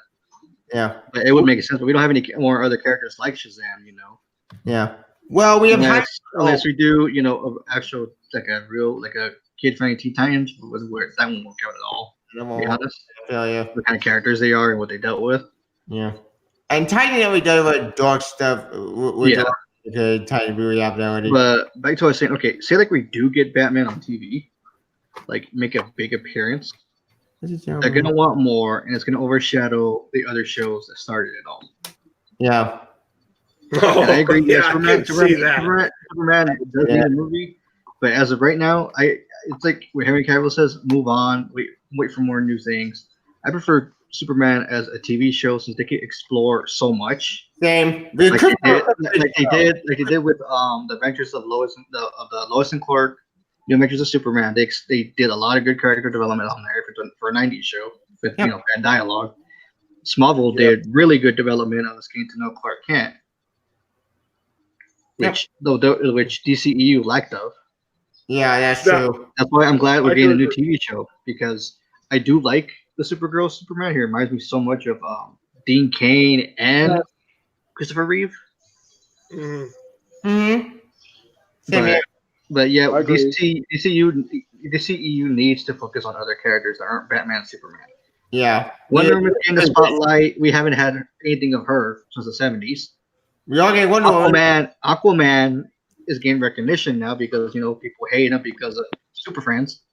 When the 60s or 70s. And then Shazam, people are liking him again ever since the name change. So happy. I love Captain Marvel bigger too. Captain Marvel, they died, damn it. Yeah. They're fixing Suicide Squad, which is pretty good. They have somebody who actually understands the concept. Birds of Prey. Yeah, because they have James Gunn, a guy who's worked with CGI before, and I think it was good. Warner took him to direct that film over David Ayer. Ayer was okay with the previous. I know Edgar was not really a big fan of the last Suicide Squad film. I thought it was okay. It wasn't bad or good. It's just that they didn't have more time to explore their characters. Yeah, I think Margaret Robbie and what's his name? Will Smith. Jai Courtney both knew their characters. Like they kind of did their research. Will Smith. Oh, did you hear what happened with Jai Courtney on the set of Suicide Squad? No. Oh, you want to know what happened with him? He was high. He was high on set. Not surprised. Well, I'll just say this. I'll just put it in summary of how I felt about Suicide Squad. Yeah, lack of character development on working as a team. A piss poor villain, and does not feel like Suicide Squad. I feel like Suicide Squad is supposed to be this Black Ops team that it's about villains, and villains sometimes backstab one another, especially if they're forced to work one another. They'll try to do everything they can to backstab and blame the other person. And Deadshot's the middle guy. You say, okay, wait. Why don't we work together and coexist one another with the team? Yep. And try to work this. We're all gonna die if we don't do this mission. And it was a really I like that concept, and I really thought Will Smith could have had that. I really believed in Will Smith, but since he disappointed me, I'd rather just have recast or kill him off. He's still under contract. Actually, a reboot because we're giving a soft reboot. It's a soft reboot where the first one did happen. It's just certain things are gonna be taking it off. Yeah. We got to WB when we get to bring Batman the Lad to the big screen. It does have to its own sci-fi feature. And obviously, Batman the Lad's in live action. Well, that's not true. Batman the Lad's still in live action, but that needs to be rated R. If you're gonna Todd Phillips actually made a pitch after the whole rumors of Joker 2 happening. He threw a pitch to Warner Brothers for a Black Label universe, so it could happen. Yeah, I could see that. And speaking about that, I really hope that the skin of Batman Who Laughs comes in the Mortal Kombat 11 as a skin for Joker. That would be perfect. Yeah, that'd be pretty cool. That'd be really cool. But besides that, I mean, yeah, I could agree with Tevia. If you're gonna ever do the Joker, the Batman Who Laughs, please do a rated R. I can't see it any better than that. Yeah. Because of how dark. Like, if you read his one shot that explains his backstory of how he got the way he did, like, oh my gosh, this definitely would fit R-rated. Especially since when he got how he became the way he is. Like, he gets exposed to Joker gas, becomes kind of like the Joker, and the first thing he does gathers up the Batman family, and then mows them down with a machine gun. Two machine guns. But yet again, I think that movie would have gone controversial because it's too rated R. It's too violent. It would be worse than Batman Returns. Yep. Except Batman killed everyone. He killed basically Superman. He made. Yeah, I know. But I'm just saying about the general public sometimes is pussified. Just putting that. Yeah, what about that? But I mean, besides that shit, I mean, back to Crisis. I want to talk about something about Part 3. Let's get to Part 3. What's it need Part? Needing in Part 2. We find out Paragon. We got Superman and Lord. They find Brennan and Superman. They send Lex Luthor mind control with the Book of Destiny. They swap Lex Luthor and Harry. They're really funny. And Darius and Ross. That's why Iris dragged a lot. That's why Iris went along this trip. Now I get why Clark and Lois did, but Iris? Why Iris? Yeah, because why Iris is because Flash loves her and he doesn't want to fucking deal with the fact that shit, my wife fucking died. I know, crap, and it might turn to what's his counterpart? Dark. Oh yeah, Red Death. No, the other one, the one with the Iron Man type suit. Oh, you mean Savitar? Savitar, yeah. Which is a really badass film. I actually like him. I actually do like him. I mean, really cool plot twist on who was him and who was Savitar and all that crap. But I mean, think about both the future Flash from New 52 and future Savitar. Yeah, all right. Yeah, they combine into one villain. I can answer for Part 3 when that one special scene nobody knew, but I kind of knew because somebody leaked it out saying, there's a behind the scenes, somebody wearing a suit from their show. Yep. When it takes place. Yeah, which we'll start off Part 3. Yeah, we'll get to that later. But all right, what's this Part 2? Okay, then they find all the Paragons and they defeat Lex. Lex Luthor gets put in a cell, kind of. And Harbinger, but he had to get the boy in the head and the Book of Destiny. And we find out, very important strings. And it's the twist. It's the Anti-Monitor, who looks like his New 52 counterpart. Well, yeah, because I was so. Do you really think that we're gonna use his old counterpart look? No way in hell. That would be extra money right there. Yeah, that too. Like not only that, but it will be like looking ridiculous. I mean, the only way I would agree is the movies. But I'm fine with the New 52 look because it looks 10 times better than the classic look. And if you're going to do the classic look, I would rather have it on the big screen, which we'll never have that in the big screen. I think that Warner Bros. Has no interest in bringing Anti-Monitor to the big screen at all. Yeah. Well, it's a damn shame. I love this look. The Quantum Reminder is fantastic. It's looking amazing. But I get it. New 52 look with this look. Fine. Do New 52. I mean, it works for business-wise. I mean, would you rather spend your money on this big costume and all this stuff looking just as good? I mean, Jesus Christ, they spent like so. It looked too fake. Yeah, that too. And, or he will look like a Power Rangers villain. Yeah. So you know those costumes in those Power Rangers on the terms of villains, they look ridiculous, but they're let's just say they're hilariously to watch. That's all I'll say. Some of them look good still, like Lord Zed. Lord Zed looks fantastic. It's Lord Zed, you big lovely boot. I love that episode where he literally says to Alpha, he said, I don't want to know it. Or he said something like, hi, Alpha, whatever the fuck. And Lord Zed just literally loses it. Got a little comedy on him to an extent, but not pussyfied him. Yeah. Like they did in later episodes. This is why I'm a little worried on Lord Dragon. Yeah. I still want to go Dragon and adapt it into Power. Well, in new Power movie, I know they're going to do a Time Force stuff. We'll see. Yeah. Let's not put our hopes up yet. But anyway, go on part 3. I'll be right back. Part 3. Okay. Yeah, which is from I think it's from the Harbinger. The Flash. Yeah. Which they probably bring in John Diggle finally. 3 parts in to bring him in. I agree with part 2. I agree with the Green Arrow stuff. When Green Arrow, but we see Mia, Green Arrow's daughter, and Constantine look for Lazarus Pit.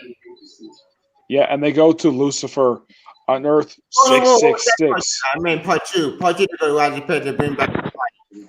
Yeah, they go to Earth 18, and they run into Jonah Hex, which without the scar, but it's still the same actor from Legends of Tomorrow. Yeah. Yep. Which is weird, but it's a different Earth. So yeah, I've heard that the whole 18 thing is a nod to the fact that Jonah Hex normally operates in the 1800s. That makes sense. Yep. And they put him in the Lazarus Pit, and it's like not working, and he doesn't really move. He gets sort of knocked out really quickly. Yeah, which is kind of disappointing. I was so disappointed with that. Like, okay, first Lazarus Pit I've seen since season 3. I think it was season 4. Season 4. Because that was it was that particular last time when they revived Sarah after she got killed off at the beginning of season 3. Yeah. Yeah, so Laurel decides to dig up her dead body, bring her straight to Nana Parbat, and put her in the Lazarus Pit during a period of time where Maka Merlin was the head of the League of Assassins. Yep. And then this episode, with all putting into Conde. Conde tried to bring him back at his soul back, but he can't do it. And I thought it was so funny that I think it was Diggle and Barry went off to the secured location. That's when it was Constantine Barry. Yeah, it was Constantine. And they come back, it's like, do we miss something interesting? I thought that was so funny.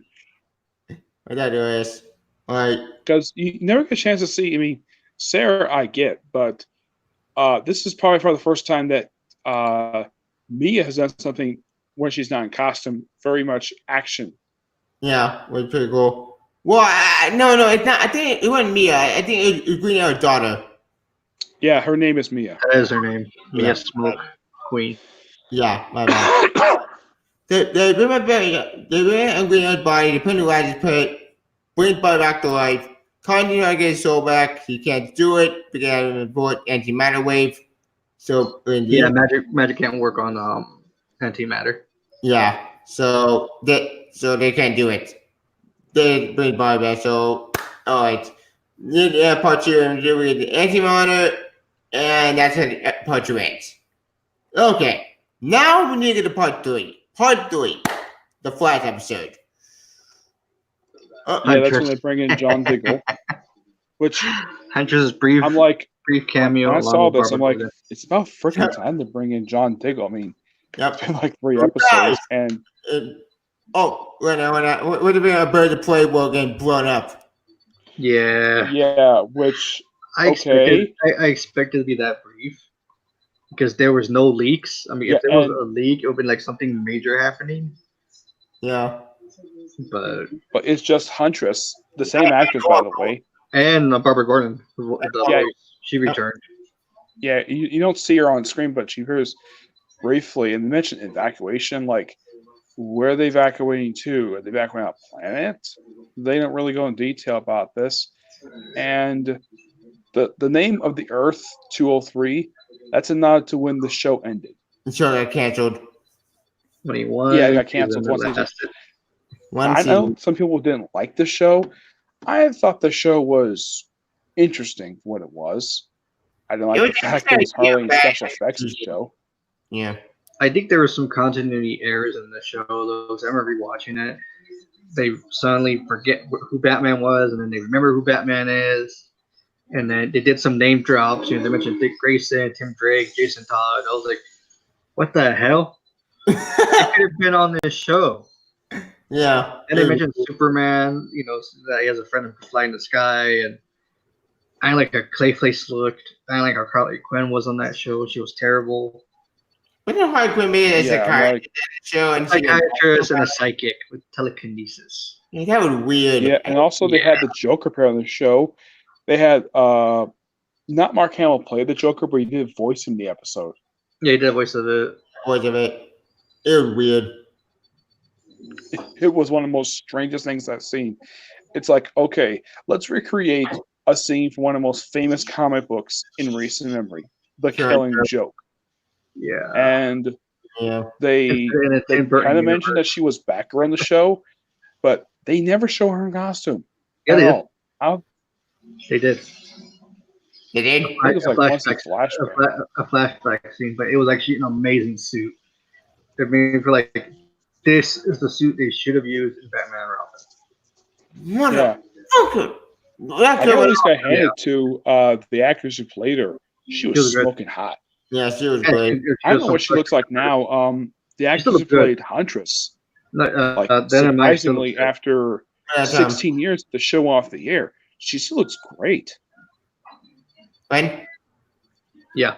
Like, well, we again blown up.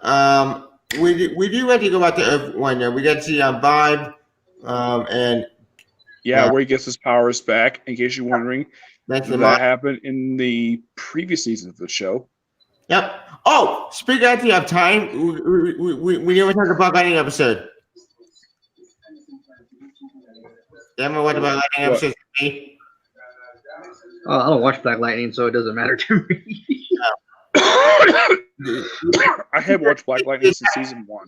I watched it. The episode is pretty good. It's but near the very end of the episode, and it's a tie-in to it's a tie-in to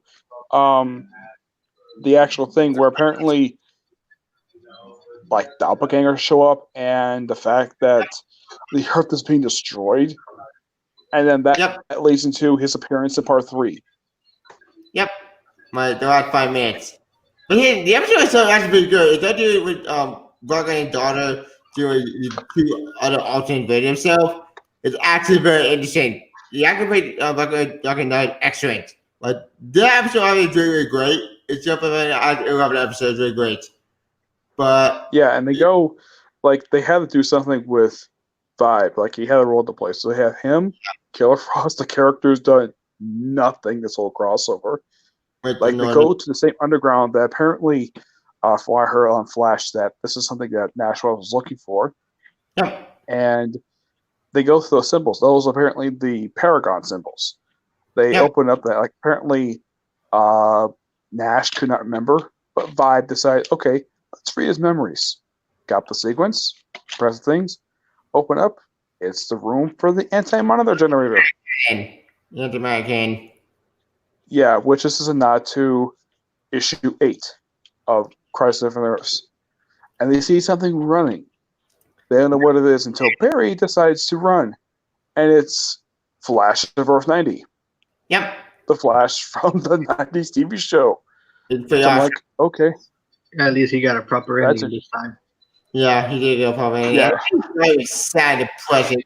Plus the flashback from one of the episodes was pretty cool. Yeah, it was pretty cool. Yeah.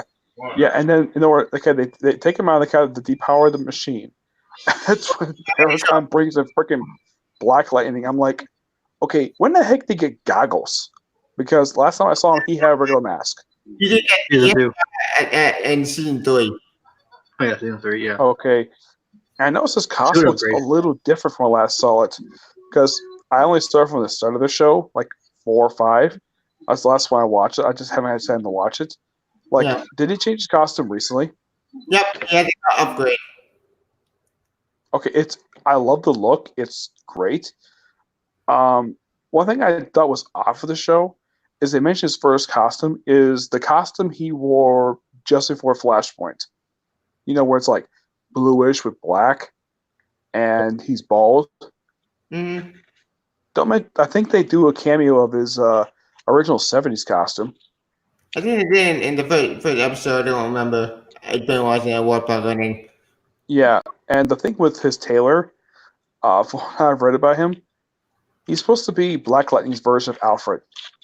Which makes sense. With I'm all for it. With Deathstroke, I don't know Alfred too. With Deathstroke, but the Butler kind of. Mm-hmm. So Wintergreen. Yep. Mm-hmm. And he comes in he's like, "Who are you guys?" Which that makes sense because he's never interacted with me before.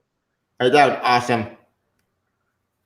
Yep. And they have this one scene. He pops up for one other scene, which that was nice. He pops up like 2 other times in the episode. Like never seen when he's in that map room. Now they use the Wave Rider of Earth 74 in this episode in the whole crossover, which Part one. Interesting. Part two, my bad. They show it was pretty cool.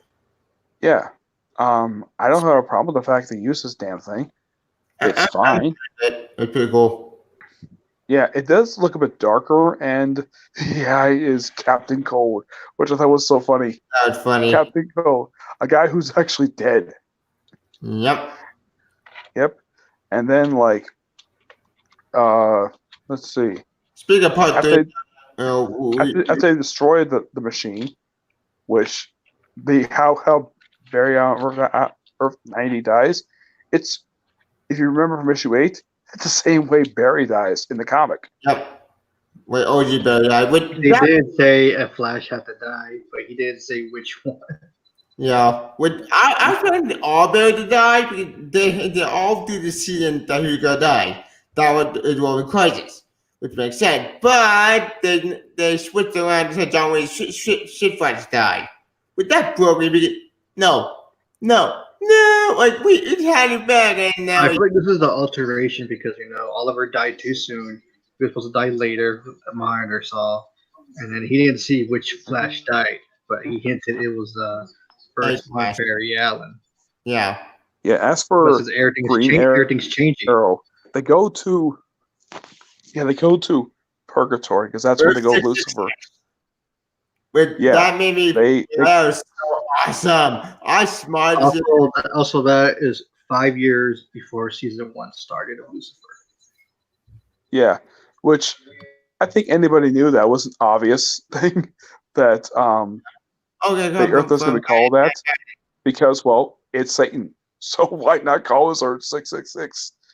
And apparently he knows John Constantine, which. Yeah, but. Yeah, how do you know John Constantine? I mean, it kind of makes sense. John Constantine gets around, so he may at some point visit this Earth. Yep. Well, when? They don't really say.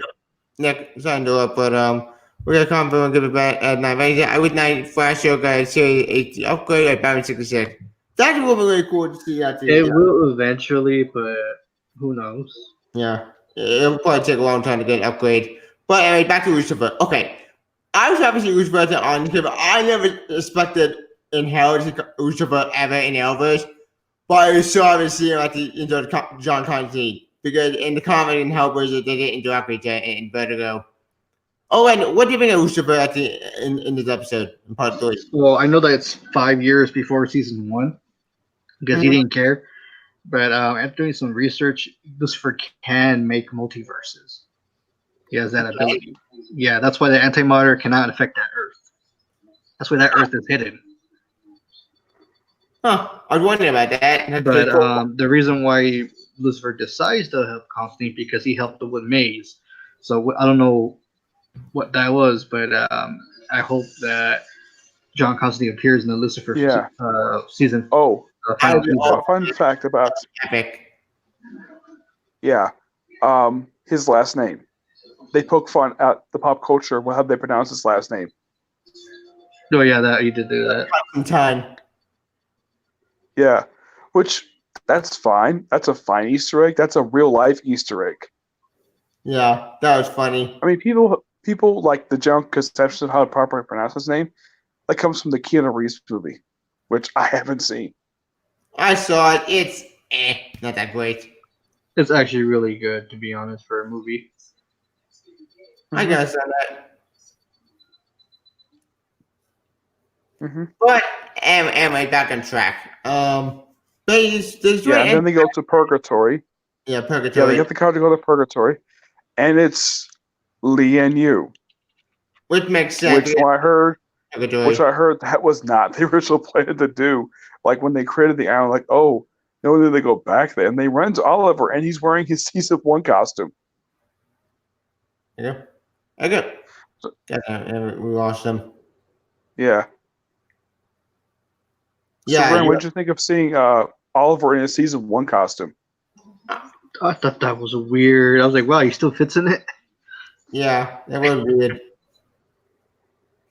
Yeah, and then, like, they're about to leave with him after they have a brief fight with him. And then Jim Corcoran shows up. What the? Yeah, but they don't show him his actual Spectre look, which I thought that was stupid. Yeah, that annoyed me. Come on, like, you had Spectre right there. But I get budget. Yeah, maybe they're saying that for part 5 when they have Oliver become the Spectre, which he becomes the Spectre in this episode.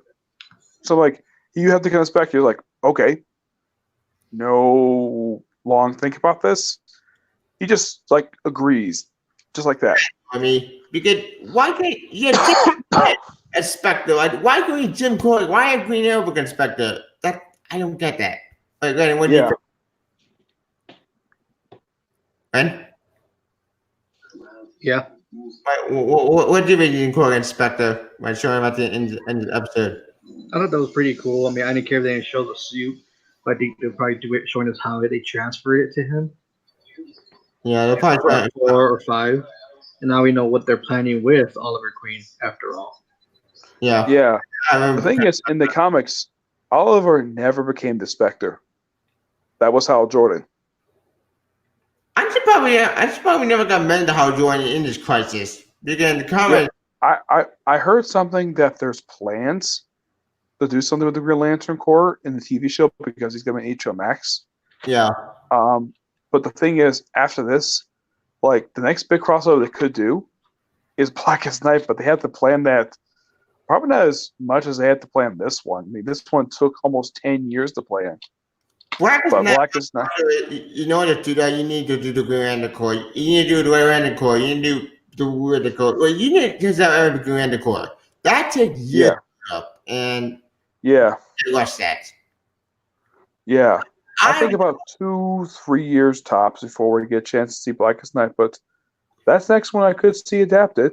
I highly doubt we're going to see Flashpoint get full adapted. They get partially adapted for the first episode of season 3, but an actual Flash adaptation, that would be not a good idea, especially since I don't think they can do that. They can't do Flashpoint. They bossed it away with season 3. That annoyed me. You said Flashpoint with season 2, and you give it nothing. Thanks a lot. That annoyed me. Yeah, it's just basically like, what if Barrington became the Flash and his parents are both alive? And why was it the Flash? Yeah. Though Barry remembers the previous life, which is kind of weird. Yeah, whatever. Yep. And after they get back, that's when Harbinger shows up after missing for a while, and then that's when she's controlled by the Anti-Monitor. Yeah, which this is also from the comic as well. Yep. And she kills the Monitor. Which I guess for some people are like, wow, that was something.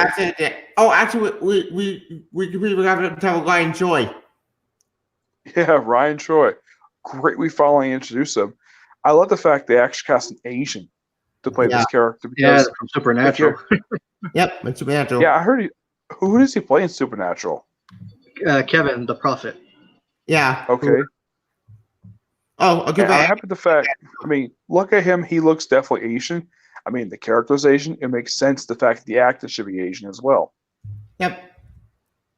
And he looks awesome as Ryan Choi. Yeah, I wish they did something different, Ryan Choi. In the comics, he doesn't have a family. In the show, he does. That's an okay change. I'm not like criticizing that. That is something new, so I'm open for it. Yeah, I'm pretty all for that. But anyway, we have to get on topic. Yeah, the way they introduced it was quite interesting. It's like, oh, he's the paragon of humanity. Like how they got to him. It's like, oh, Barry is the paragon of love. Which even they were like, what? How is Barry the paragon of love? John is the paragon of honor, which that kind of makes sense. And plus, that kind of addresses a problem people had with the last couple crossovers. The fact that John doesn't do very much. Yeah. Let's see. This is 8. We got. I'm not sure what Kingdom Comes here, man. We got Much Manor, we got Supergirl, we got Batwoman. Oh, speaking of Supergirl, no, we completely forgot about Supergirl trying to bring back her over to Book of Destiny. Which, even the monitor said that's a bad idea. Well, because that could drive someone to madness. But then drive Lex to madness when he used it. Well, that's because he focused on one single entity trying to kill Superman. But in my entire universe, it's a lot more difficult. Because, like I said, that would drive someone to madness. Yep. And they get into an argument about it, but they don't exactly. Oh, yes. I did hear about that, but I haven't watched it in a while. I don't think it's going to happen. My opinion is that season will probably change. Maybe not by 2024. They'll probably change after the end of this crisis because we're going to get the quote crisis, but we'll see. Yeah. Also, Anthony, we're going with Psycho Pilot. Good question about that. That's in what I asked, and my bet probably show up Purple 1.5. Yeah, he probably will. But the question is who would play him. That's the question. I know he's showing Elseworlds. He did show up in that. Yeah. Let's see. Anyway, speaking of Batwoman tried to stop Supergirl. She did with the Kryptonite. Which she took from Earth 9 and then Batman. Yeah, which makes sense. And it was great to see her like do the same thing that Batman with Superman told them to keep it. Yeah. I think she's going to use it later. I think Supergirl's going to become evil in probably part 4 or 5. I can see that maybe. Probably. Speaking of Lex, what's the anti-magic to the Harbinger? Oh boy, that one is intense. Yeah, he possessed her. Yeah, and then she fights the Monitor, really awesome fight, and then she kills him, just like in the comic. Yeah. And then she fights the superheroes, which she basically whops the floor with all of them, even like Superman. And Black Lightning. Yeah, that was something. And then the antimatter wave shows up. Earth 1. I mean, everybody's now dead. Yeah, and then like he's about to consume the last thing in the multiverse, the Wave Rider. So Pariah is like, okay, let's do something you won't expect. How about transport all 70 people to the vanishing point? And the Pariah basically saved everybody. Yeah, which that makes sense. Though the vanishing point didn't exist in the original story. Yeah, it did. That was something. I think that was something that was invented like in the last 15 years. I think the vanishing point was hinted during 52 or during Blue Beetle run. But it was like it was like in the last like 20 years they invented it. And which would anybody who hasn't watched, anybody who didn't watch Legends of Tomorrow season 1, watch that, and you'll get a full explanation about the vanishing point. That's blown up. Yeah, it got blown up by Captain Cold. Yep. Which they didn't mention him. I'm sure they probably.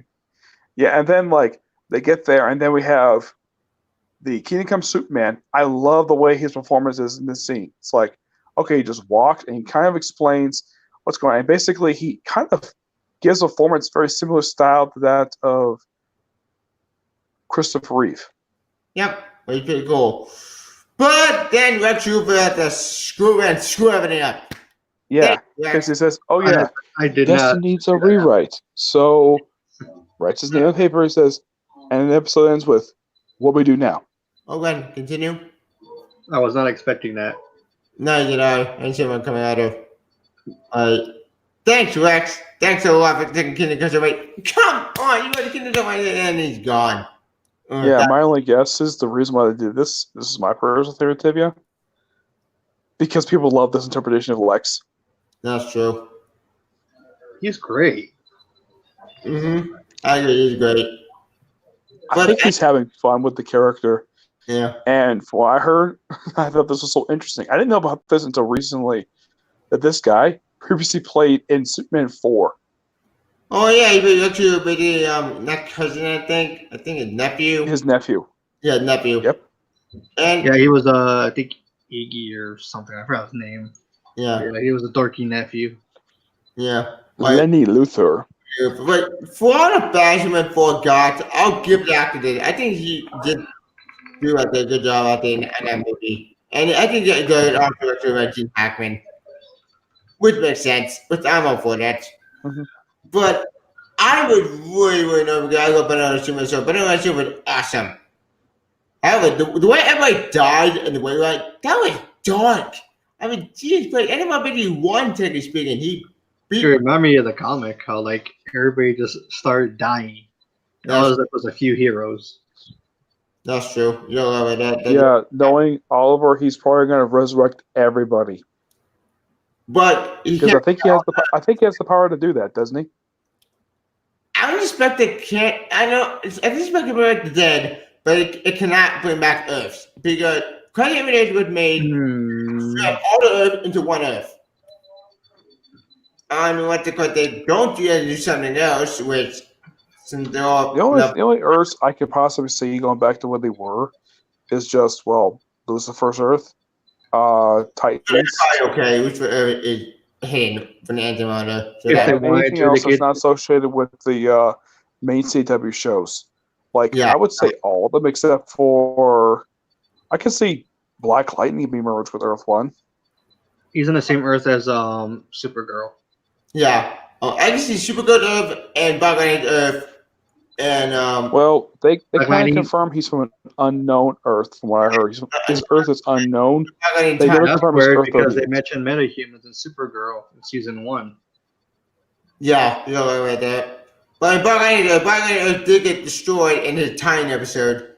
The Titan episode did show Earth get destroyed at the antimatter wave. So I have a theory. My theory is at the end of part 3, everybody's going to be screwed, except for Flash, Martian Manhunter, Lex Luthor, Supergirl, Batwoman, Roy Cheeto. Yeah, Laura. The second Adam, which I've heard a rumor because Brandon Roth was leaving Legends of Tomorrow with this last season. Yeah, he probably would take over as Ryan Choi. Yeah. But the entire agency was now dead. Laura's been dead. Not he's dead. London is dead. Black Lightning's dead. Everybody's now completely screwed. And now we're in the end game now. So like Thanos, the Antimatter won. Yeah, now. Yeah, I saw a trailer. He's trying to go back in time and rewrite history where only the antimatter universe only is around. Without even the comics. Yeah. Which makes sense. So, anyway, like I said, the antimatter won and destroyed everything. So, this video, a lot more questions. I have a theory. My theory is that the answer cards are all the Earths that merge in one in the comics. That I want to have it. Because I want Super Earth to merge Earth 1. I want the Lightning Earth to be merged. I want the Flash and Earth to merge into one Earth. Because that's what happened in the comics. Now, do I think that will happen? I have no idea. It's going to happen because of the Superman show. I mean, who else is going to appear on there? Who's going to make appearances? I mean, it would make sense if Earth 1 and Earth 38 merged together. Yeah. It's just like with Earth 1 and Earth 2 merged together in Crisis. Yep. And later on, they could open up more Earths. I mean, if they wanted to with Legends, if they want to keep it going with seasons, they could get the other Earths to come back too and have them travel there. Like, who knows? Maybe the Earth. What number was it? 99. 99. Kevin Conroy's. He could come back. Yep. But he's different now. But he's still paralyzed by, let's say, just do it with Bane. Yeah. You know how the original story. They have lots of stuff they can open up to for this. I mean, your theory could be right that the merge Earth 38 and Earth Planet would make sense for right now. And then later on, something happens to open up more Earths. Yeah, the only Earth I can see merge with this one is the formerly destroyed Earth 2 and Earth 3.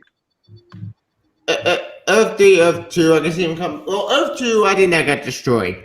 Then the Arrow episode. Yeah, they got destroyed from what I heard in the episode Arrow of all things. Yep. Which I haven't seen it yet. I saw it. It was very interesting idea. Very good episode. It was one of Katie Cassie's best performances. Yeah. Like, they get that Infinite card. They could have this story. Yeah, if they wanted to, and have the Titans crossover. Yeah, that'd be pretty cool. Or do Terror Dog motivate Infinite card. That would be dark. I'd rather see that as an animated movie, though. I agree. I have to love seeing an animated movie. I want to enter this contract. Yeah, jeez. Speaking of Judas contract, Jesus Christ, that comic is dark. I mean, tell what freaking is in that story. She killed everybody. She killed the Titans. She killed Deathstroke. She even killed the Justice League, which is something she never did in the original story. Yeah, she killed I felt bad for Beast Boy. I felt really bad for Beast Boy. He had it worse. Same. That broke me. Like, Beast Boy got, like, broken. I mean, literally, like, he got burned alive. Like, he was until Gwen died. Like, like, that was the darkest book that led to Dark Multiverse. Like, that was insane. Yeah. Yeah. But anyways, we'll talk about part 3. Well, after the next parts. I think we covered like mostly everything that happened throughout these 3 episodes. Yeah. I want to say though, my favorite episode is part 2 because of the introduction of Kingdom Come Superman and Kevin. Yeah.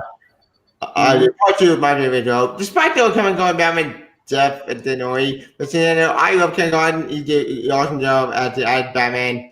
Yeah, they made me killing Batman, but you know what? It's him on Earth, so I let it pass.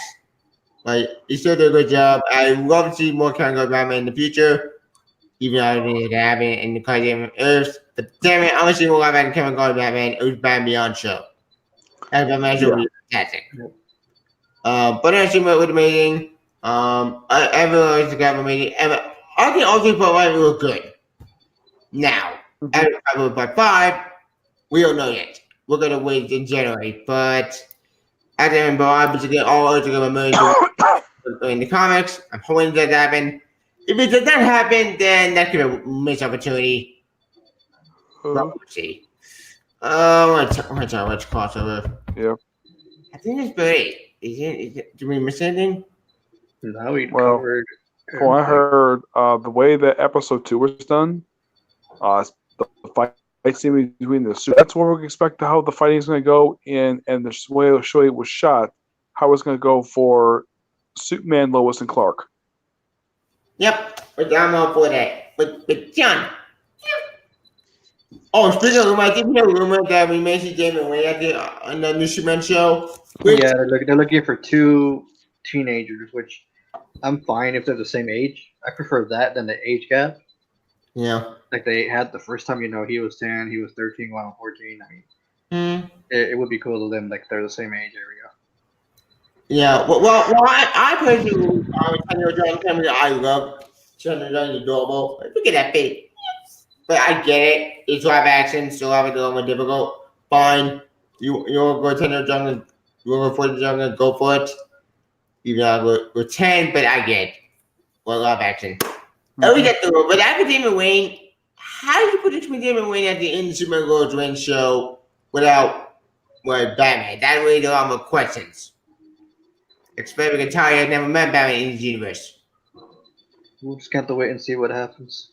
Yeah, we're gonna wait to see it. But it's already after midnight, Tibia. A minute, so should we better give our ratings? Glenn, you go first.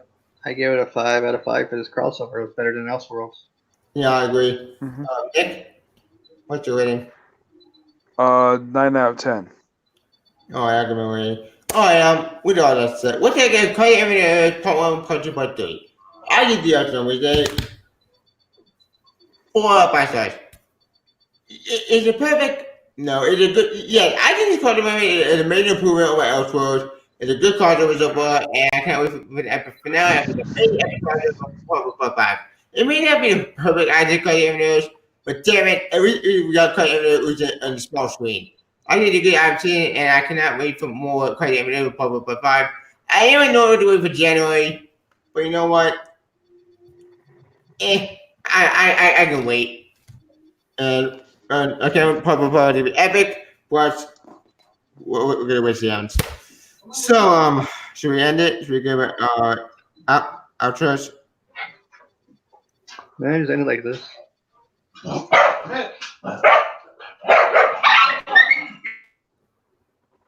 Well, you can find my YouTube channel, Twitter, and Discord. That's it.